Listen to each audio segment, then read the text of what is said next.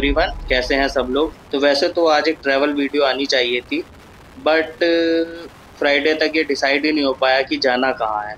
कभी मन करा कि उत्तराखंड चला जाए, फिर मन करा राजस्थान जाया जाए, और बीच में मन बोला कि चलो वाराणसी की ओर निकला जाए।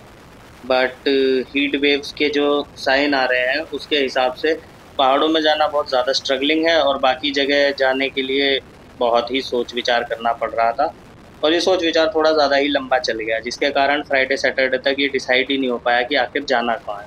फिर घर के गैराज में मैं इधर उधर टहलता रहा, और फिर मैंने कभी इतनी गहराई से सोचा नहीं था कि मेरे पास देखा जाए तो जो तीनों बाइक्स हैं वो अलग अलग पर्पस सॉल्व करने के लिए हैं, और वो अपनी अपनी कैटेगरी डिफाइन करती हैं।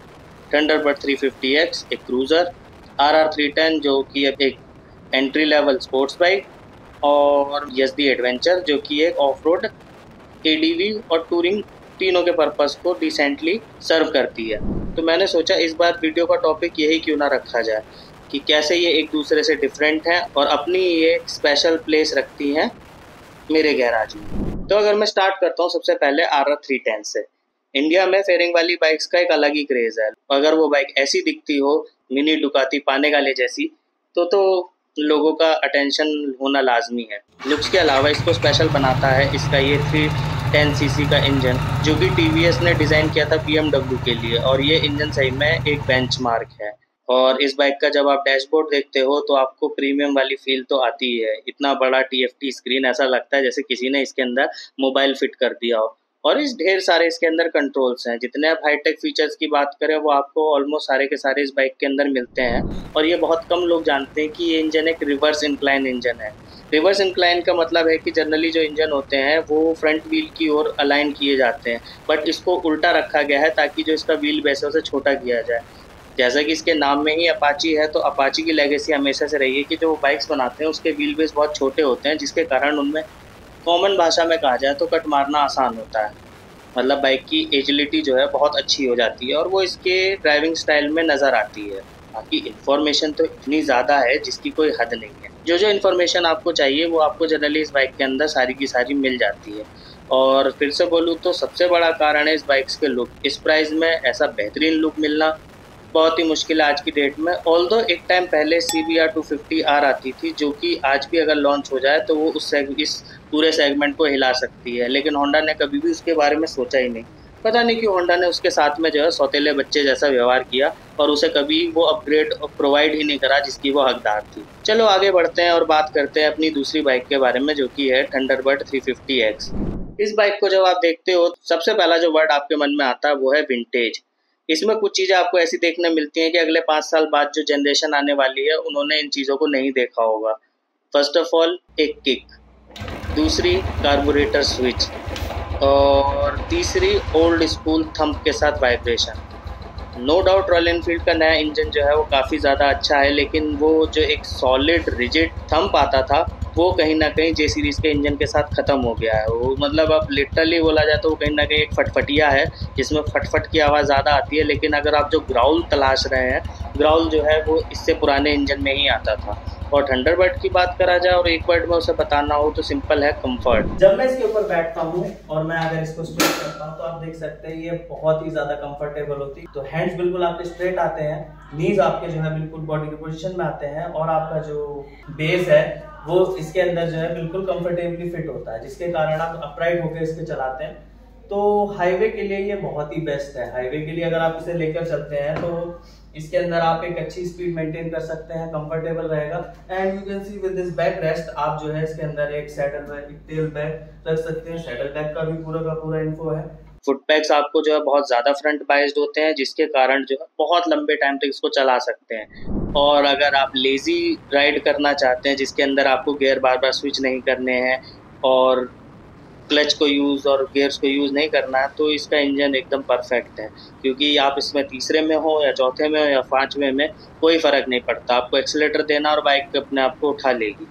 मैंने मॉडिफिकेशन के नाम पे इसके अंदर LED लाइट लगवा रखी हैं, बट ऐसी कोई ज़रूरत नहीं थी, क्योंकि पहले जब ये आती थी तो हेलोजन लाइट्स के साथ आती थी, जो कि इसको काफ़ी हद तक विंटेज वाला फील देते थे। लेकिन हेलोजन बल्ब से जो है कहीं ना कहीं इसमें हीट होती है। आगे का हिस्सा जो है जब भी आप टच करके देखेंगे तो ग्लास हीटेड होता था, और एलईडी जो है फ्यूचरिस्टिक होने के कारण रिलायबल और बेनिफिशियल तो है ही। इसके अलावा इसके अंदर मैंने फॉग लैंप्स लगवा रखी हैं, रोप लगवा रखा है और एक बैक रेस्ट। इस बैक रेस्ट के बिना किसी पिलियन को इस बाइक पे बिठाना अपने आप में एक नाइटमेयर है। इस टाइप की सीट को गन स्लिंगर सीट कहते हैं और इसके अंदर जो है पिलियन के कंफर्ट का बिल्कुल ध्यान नहीं रखा जाता, तो बैक रेस्ट तो इसमें ज़रूरी था ही। एक सबसे ज़रूरी बात जो है थंडरबर्ड को बाकी बाइक से अलग बनाती है। जब आप क्रूज़र देखते हैं, चाहे वो एवेंजर हो या उसके जैसी, तो उसके अंदर जो रेक एंगल है वो काफ़ी ज़्यादा होता है, जिसके कारण आपका फ्रंट व्हील और बैक व्हील के बीच में एक डिस्टेंस बन जाता है। अब स्ट्रेट लाइन हाईवे पे तो आपको ये फ़ायदा देता है, लेकिन इससे आपकी एजिलिटी, हाँ जैसे हमारा 310 में बता रहे थे, तो एजिलिटी पे बहुत फ़र्क पड़ता है।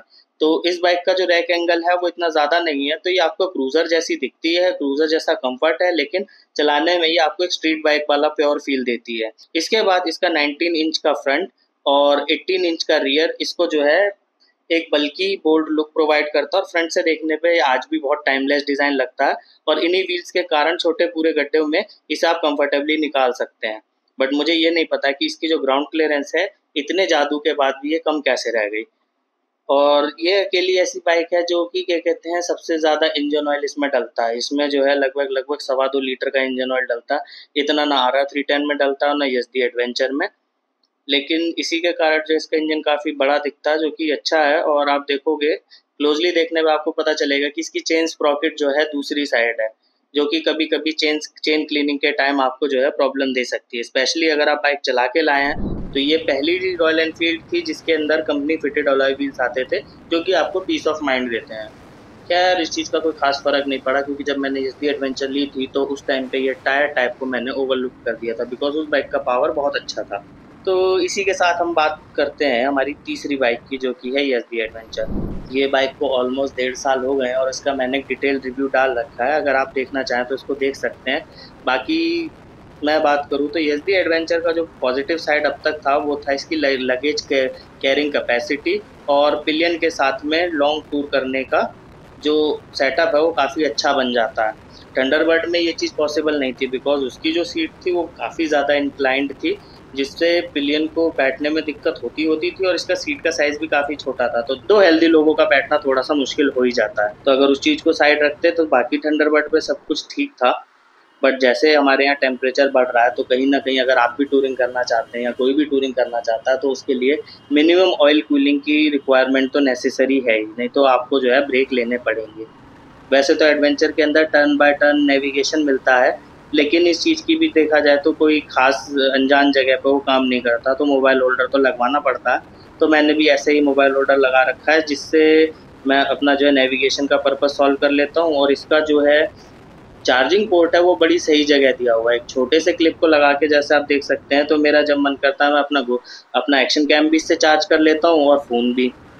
तो टूरिंग के लिए तो अपनी जगह बढ़िया है। तो अगर मैं समराइज़ करने पे आता हूँ, तो अभी भी जो है मुझे एक क्रूज़र ना मान के थंडरबर्ड को मैं एक विंटेज बाइक की तरह कंसीडर करता हूँ, क्योंकि इसके अंदर जो वाइब्रेशन है, ओल्ड स्कूल चीज़ें हैं, जैसे कि इसमें अभी भी गियर पोजीशन इंडिकेटर नहीं आता, टेम्परेचर या उसकी जो है कोई वार्निंग नहीं आती, तो ये बहुत ही ओल्ड स्कूल है। तो जब मुझे जिस दिन ओल्ड स्कूल वाला फील लेना होता है उस दिन जनरली थंडरबर्ड यूज़ होती है, जिस दिन मुझे एग्रेसिव राइडिंग करनी होती है उस दिन RR310 यूज़ होती है, और टूरिंग के लिए तो YZD एडवेंचर है ही।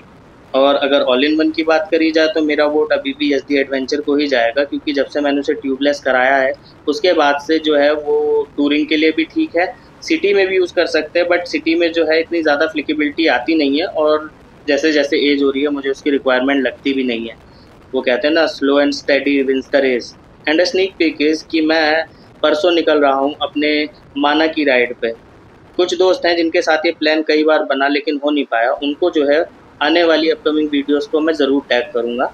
और आई होप कि मेरी माना की राइड अच्छी रहे।